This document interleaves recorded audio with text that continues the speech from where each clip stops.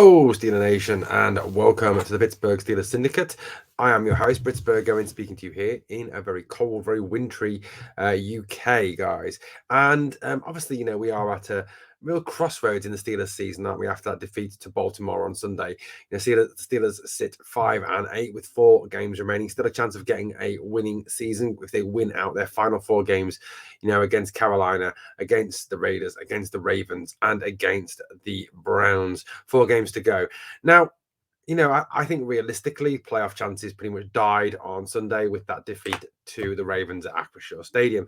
And a lot of fans have started to look at, what is wrong with the Steelers? How can we improve going into next season? I think, we found our franchise quarterback in Kenny Pickett. Kenny is making good strides forward. And I think, next year, the focus has to be obviously on protecting him and giving him the opportunity to use those weapons that he has at his disposal, like Deontay Johnson, like Pat Freiermuth, like George Pickens, like Najee Harris, like Jalen Warren. By the same token, the defensive line really does need a rebuild. It really does need a refocusing. And I think the Steelers have moved to sort of address that, haven't they? They went out, when they appointed their new GM, Omar Khan, and appointed assistant GM, and that was a guy called Andy Weidel from the Philadelphia Eagles. Also, the appointment of Sheldon White as director of pro personnel scouting. But, Weidel comes with a history of rebuilding the trenches, rebuilding the lines, rebuilding the dogs in the line. He pretty much built single-handedly the Philadelphia Eagles defensive and offensive lines. The Eagles currently having a very good season and have an outstanding offensive line, probably the best in the NFL, and an outstanding defensive line featuring ex-Pittsburgh Steeler Javon Hargrave. Vidal was part of the team as well that put together that defensive line, and like I said, pretty much put together the offensive line for the Philadelphia Eagles. And I think it is to be hoped, and it's been hoped by the franchise, that he can do a very similar job for the Steelers this coming off season. The big weakness that Steelers have, I feel, yes, I think cornerback 1 is a position of need, but the major positions of need are in the trenches, to get the offensive and defensive lines really been those mean, nasty, in your face, rough, tough, like the former Steelers D line, like the former Steelers O lines of the past. Bring back the likes of Pouncey, DeCastro, Marcus Gilbert, Ramon Foster of more recent times. Bring back the likes of Stephon Tuitt, a younger Cam Hayward, for example. Now, Cam is great. I love Cam to bits, but Cam isn't getting any younger, is he? And I think DeMarvin Leal is certainly an excellent prospect, but Tyson Alualu is looking, like the end of his time with the Steelers. If we look at that defensive line as it stands at the moment, you've got Ogunjobi, Adams, and Hayward as your starting 3, backed up by Wormley, who has announced that he has to have a knee op, Tyson Alualu, Isaiah Loudermilk, who has flattered to deceive, and DeMarvin Leal. Now, obviously, the Steelers still have high hopes for Isaiah Loudermilk, but he has obviously this season not been the greatest and has often been a healthy scratch on game day. Alualu is not getting any younger and looks like his age has finally caught up with him. And Chris Wormley is not a bad pass rusher, but he's not a great run stopper. Certainly a depth piece. Yeah, he's fine as a depth piece. You look at that starting, off defensive line of Larry Ogunjobi, Montravius Adams, and Cam Hayward. Larry's had a solid season, not a great season, and I really do think it is highly unlikely the Steelers will retain him for the 2023 season. Montravius Adams is a decent depth piece, but certainly not a starter. And Cam Hayward is the one outstanding player on that line. But like I said, how many more years has Cam got in him? So I think there's a real need to go out there in this draft and in this free agency period and rebuild that line. Put the dog back into the line. Now, there are some outstanding defensive line prospects in this next year's draft. And this is the kind of players that are available. Jalen Carter of Georgia, who is an absolute beast. Miles Murphy of Clemson, Brian Breesy of Clemson, BJ Ojulari of LSU, and Tyree Wilson. All names to look out for in the forthcoming draft that are outstanding D-line prospects and could well be first-round picks for our Pittsburgh Steelers. The top one there, obviously, is someone I'd love to see the Steelers select in the top first round, that being Jalen Carter. He is an absolute beast. Having watched some Georgia games this year, I'm exceptionally impressed with what he brings to the party. Now, obviously, one of the major areas I think of need is to strengthen the offensive line. I think the right-hand side of the offensive line is solid enough. James Daniels has done a good job this season.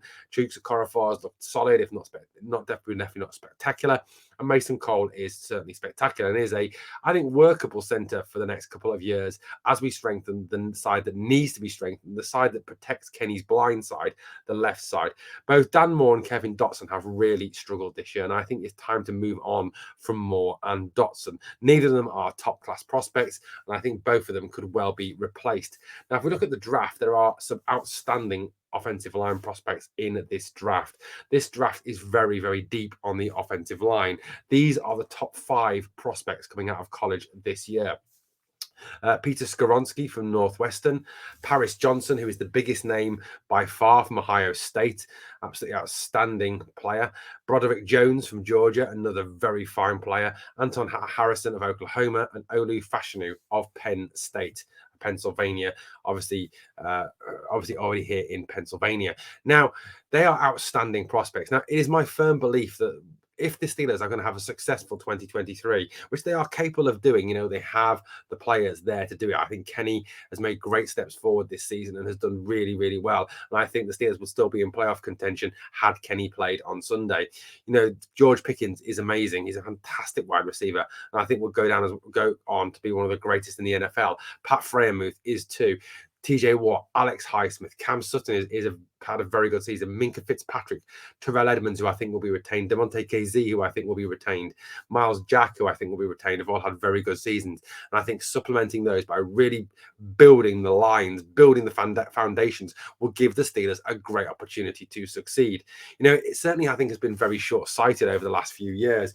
If you trace back the offensive line, it hasn't been since the 2010s that the offensive line has been really looked after. In 2012, the Steelers, that was the last time the Steelers used a first round pick on an offensive lineman, and that was David DeCastro, and look at the career he had. Then in 2011, they used a second round pick on Marcus Gilbert, outstanding player. And then in 2010, they obviously picked the outstanding centre Marquise Pouncey in the first round. They took a real investment over those 3 years in the O-line. You look at the defensive line, there's been a real, I think, lack of quality investment in that defensive line. 2022, they took DeMarvin Leal in the third, Loudermilk in the sixth in 2021, 2020, Alex Highsmith in the third, 2019, Isaiah Buggs in the seventh, not even with the team anymore. They took a player called Frazier in the seventh in 2018, never amounted to anything. TJ Watt, obviously, edge rusher in the first overall in 2017. 2016, they took Javon Hargrave in the third round, someone I'd still love to see in black and gold. 2015, they took Bud Dupree first in the first round, an edge rusher, but the defensive line was again left to the later rounds, the fifth and the seventh. Obviously, Anthony Chickalo in that seventh round. The last high round pick here used on the defensive line was in 2014 when they took Stephon Tuitt in the second round. Obviously, they took Ryan Shazier first overall in that draft, that first pick for the Steelers. 2013, we had Jones taken, old Jarvis Jones, the disaster that he was, at 17th. Nick Williams was the defensive lineman taken that year in the seventh round. Then in 2012, Tamu in the sixth round. There has really been a lack of high-level investment as well in the defensive line. I think for the last few years, Kevin Colbert has been negligent in building these trenches, but I think that's something that we hope that Omar Khan and Andy Vidal will do if they want the Steelers to be successful in the 2023 season. And building those trenches is absolutely vital. Anyway, Pittsburgh Steelers fans, let me know what you'd like to see them do in terms of picking up the offensive line and the defensive line going into the 2023 season. Thank you for watching the Pittsburgh Steelers Syndicate. I've been your host, Britsburgh Owen. It's been fantastic speaking to you. I'll be back to speak to you again later this week. Lots of stuff coming up, podcasts, more videos, daily content, post-game shows. Just keep tuning in, guys. If you are true Pittsburgh Steelers fans, we're not robots. We're not Dallas Cowboys fans talking Steelers. We are Pittsburgh Steelers fans talking Pittsburgh Steelers. Thank you for watching. Let's finish this the best way we know. Here we go, Steelers. Come on.